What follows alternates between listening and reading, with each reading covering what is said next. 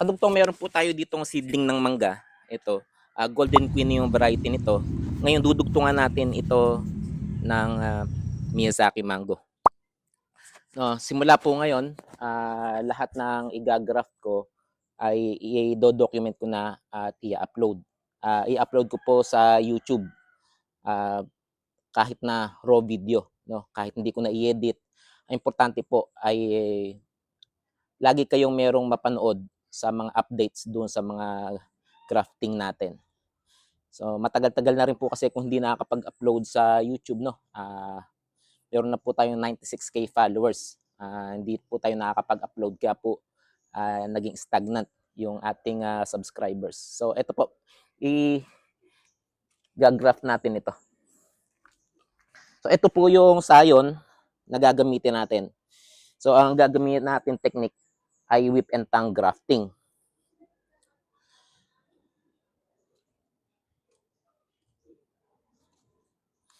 So ito, dapat dito tayo sana magandang magdugtong pero masyado ng magulang. Mas maganda po kasi yung medyo light green pa. Pero kahit saan naman dyan ay pwede.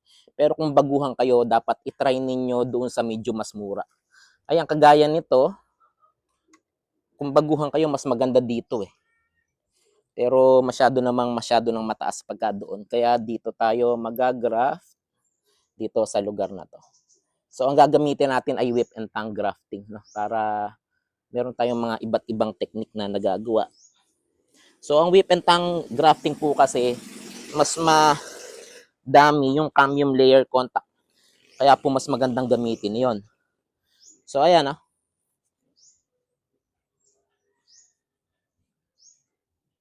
Kailangan lang yung tapyas mahaba. Ayan. Kaya lang kailangan medyo flat, no?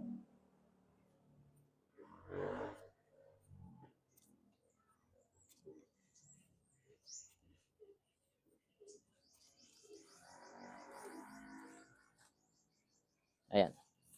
Kailangan lang maganda yung ano natin, yung halos, yung lalapat siya.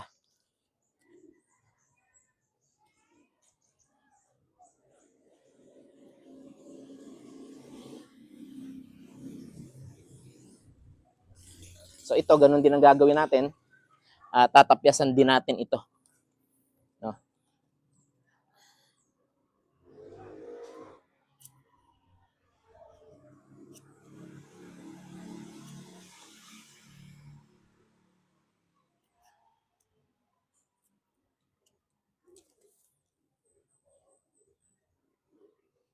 So ayan. So sa whip and tongue, ito yung gitna. Tapos yung 1/4 nun, maglalagay tayo ng isa pang cut doon. Para yun yung magiging lock. Ayan o.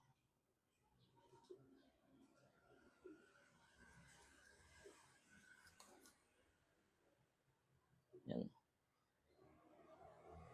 Dito maglalagay din tayo kung paano yung ginawa natin. So yung mula dun sa kalahati na yon, tapos dun sa 1/4, ito yung kalahati, doon tayo maglalagay ng cut.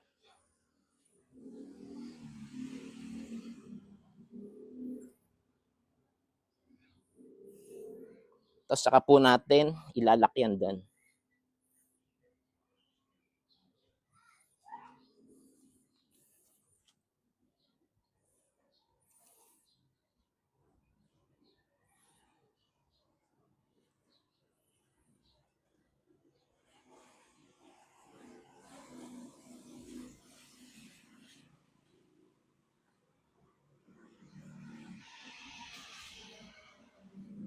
Ano?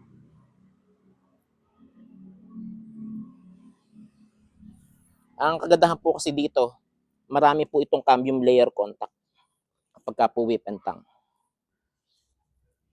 Kaya po mas magandang gamitin yan.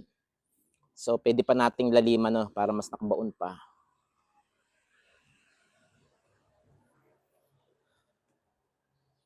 Ito po kasi,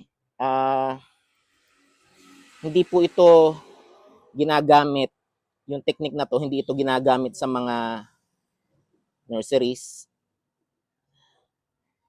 Kasi po, ano po itong, matagal po itong gawin. Hindi kagaya nung, technique na cleft grafting. Madali po kasi yun eh. Pag biniyak mo, sinuot mo, okay na. So ito, gagamitin lang po natin ito, yung pansarili lang.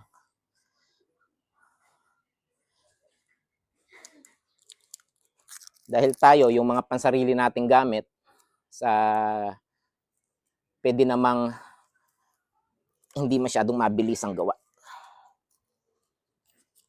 So babalutan natin ng grafting tape.